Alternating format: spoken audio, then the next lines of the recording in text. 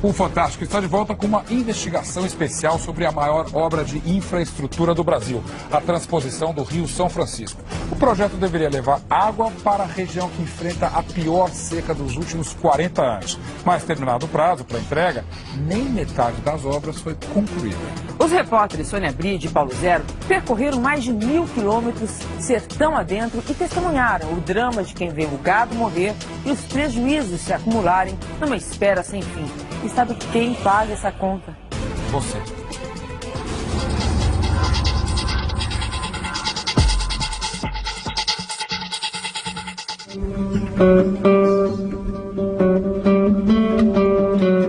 Já são 2 anos. A estação das chuvas chega, as nuvens se formam, mas não deixam cair uma gota d'água. Estamos em Cabrobó, Pernambuco, a apenas 20 quilômetros das margens do Rio São Francisco. A seca espalha suas vítimas na beira da estrada. O gado morto se incorporou à paisagem, num tempo em que só os urubus conhecem fartura. Na fazenda, o homem de 90 anos está sozinho. Chama o filho que saiu para cuidar do gado. Ele chega rasgado, desgrenhado e revoltado. Não tenho tempo de sair daqui, para pedir socorro ao povo. 3 vacas caídas aí, só porque eu saí. Dono de 270 hectares de caatinga, seu Avenor é considerado rico demais para ter aposentadoria rural. Durante meses comprou comida para o gado, mas o dinheiro acabou. Se a senhora quiser ver como é que ir nadar um jeito, caminha atrás dele ali, que a senhora viu o que eu estava vendo. Ele prepara o único alimento que resiste a 20 meses de seca, o xique-xique. Os galhos vão para o fogo tempo suficiente para queimar os espinhos, mas não demais, para não consumir a água que o cactus armazena. Os bichos famintos disputam os galhos ainda quentes. Quanto é que vale hoje uma cabeça de gado desse? Isso aí não tem preço não, porque desde logo não, tá magra, vai levar para lá, não tem que comer para dar. Aí querem dar o quê? 100 conto, 150. Numa cabeça de gado? Sim. E um gado gordo o senhor vende por quanto? Uma res grande dessa aí gorda é 1.000 e tantos contos. 1/3 do rebanho morreu. A água acabou e o caminhão-pipa custa R$150. A apenas 2 quilômetros dali, um canal seco é a lembrança da obra que deveria estar ajudando a enfrentar a seca. A transposição do São Francisco, o velho Chico, que corta o sertão de Minas a Alagoas.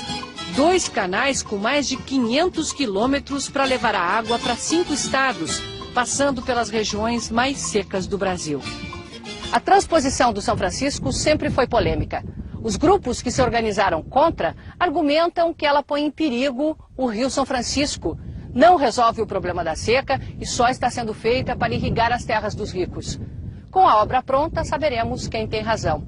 Só que ela deveria ter sido concluída no final do ano passado e ainda encontramos trechos em que as obras estão assim abandonadas.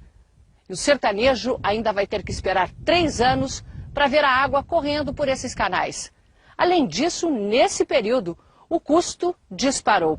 Começou em 4 bilhões e 700 milhões de reais e já chega a 8 bilhões e 200 milhões de reais. Um aumento de 80%. Durante 5 dias percorremos 1.200 quilômetros ao longo do eixo norte, passando por 3 estados. O senhor acha que vai chegar aqui? Não, eu não posso dizer que não vai chegar. Agora, num momento eu olho e não vejo como é que essa água vem, como é que vem uma perna d'água para aqui, né? Em Cabrobó, o canal chega pertinho do rio, mas não está ligado a ele. A obra para permitir a captação da água ainda nem começou. Ao lado, o início da construção de uma estação elevatória. É só uma amostra da colcha de retalhos que é a obra da transposição. 43% estão prontos, mas em pedaços que não se conectam. Nem uma gota d'água passa pelos canais. O canteiro de obras mais ativo fica em Salgueiro, Pernambuco. Aqui está sendo construído um grande reservatório de onde a água vai ser bombeada para o ponto mais alto da transposição.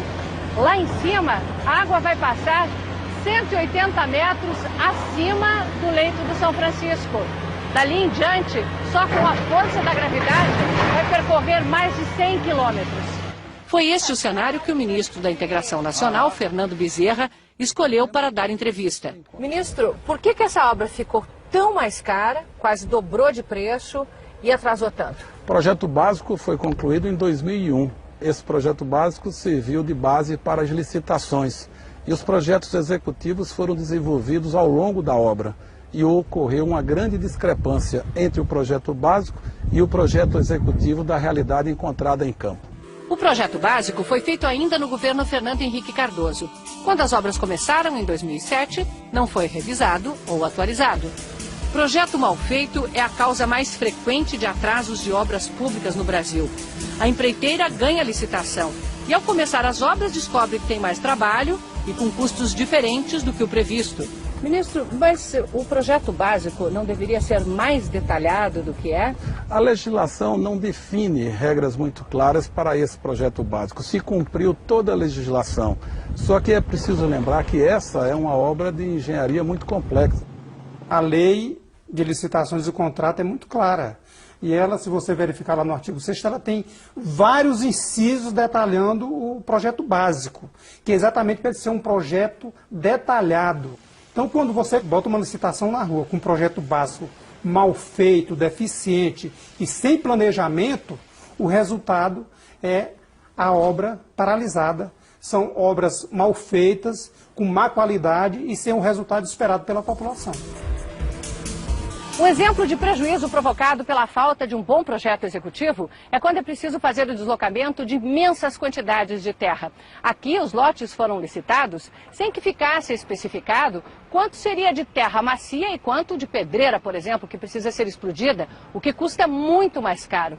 Além disso, sem um levantamento geológico, sem saber exatamente com que tipo de terreno está lidando, o projetista pode escolher passar por uma pedreira, tendo a opção de terra macia bem ao lado. Ou cavar um túnel em terreno que se esfarela sem a técnica adequada. Aqui o túnel desabou quando 120 metros já haviam sido escavados. Era um domingo em abril de 2011. O sistema de monitoramento lá dentro do túnel indicou uma movimentação de terra. Todos os equipamentos foram retirados e 2 horas depois, tudo veio abaixo. Ninguém saiu ferido, mas foi 1 ano e meio parado para finalmente fazer um projeto detalhado e recomeçar tudo, bem ao lado. Você teria que ter tido um projeto para conhecer o terreno. Então, como isso não foi feito, ou não tinha esses estudos, e aí acontece esse tipo de acidente, que é um prejuízo enorme para a população e para os cofres públicos, né? E quem paga esse custo é o povo. O novo túnel segue as técnicas para contenção das paredes frágeis, mas só avançou 20 metros.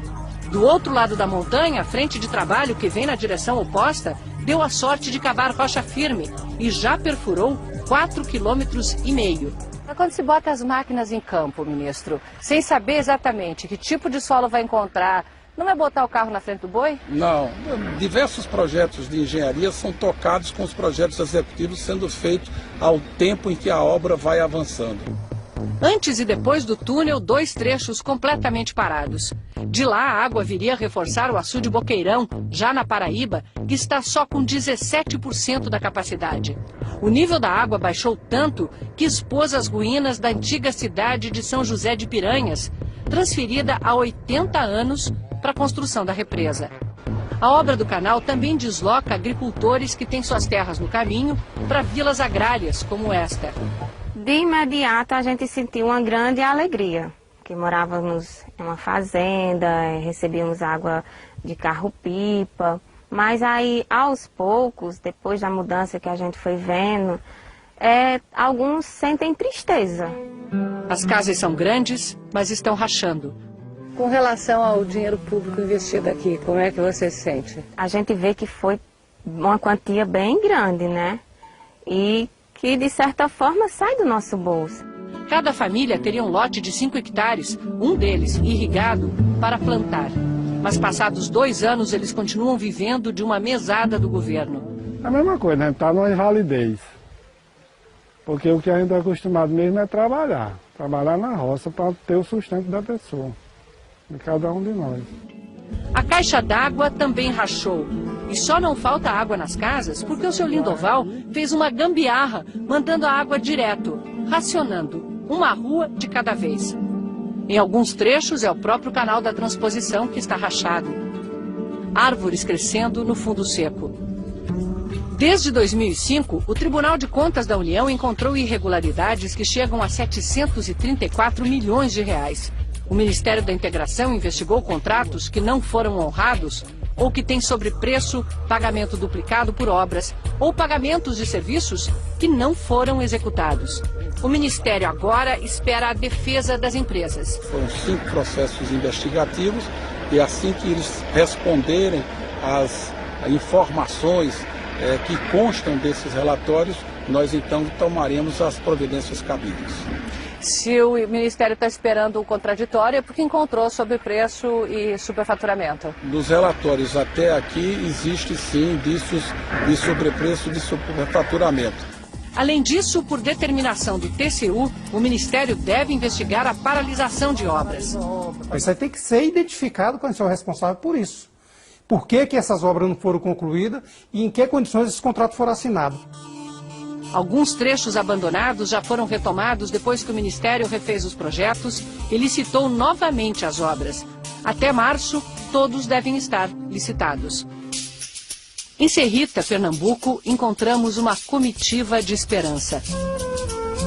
Leva os bois fraquinhos que avançam devagar porque param onde encontram algum verde nas árvores.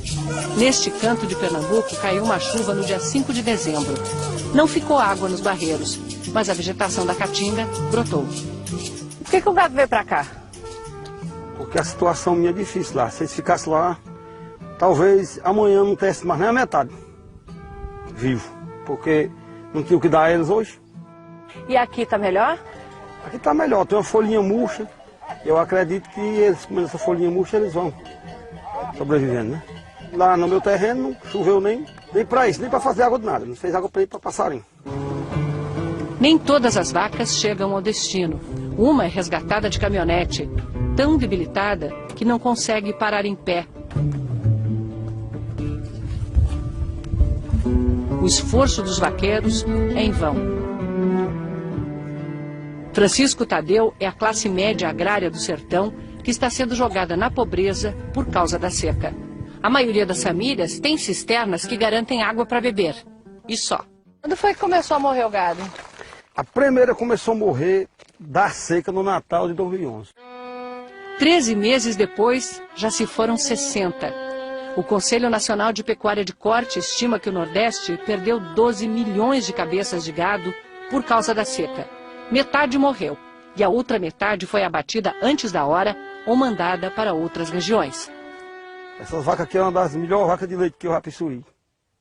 Isso dá uma tristeza tão grande. Essa vaca aqui mesmo, quando ela estava morrendo, quando ela estava assim morrendo, eu olhei assim para ela, assim, os olhos dela corriam água. A gente olhava assim para ela, é como se ela estivesse se despedindo.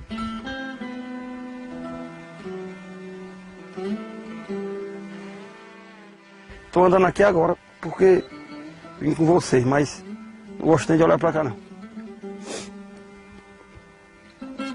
Eu não olho para uma situação dessa.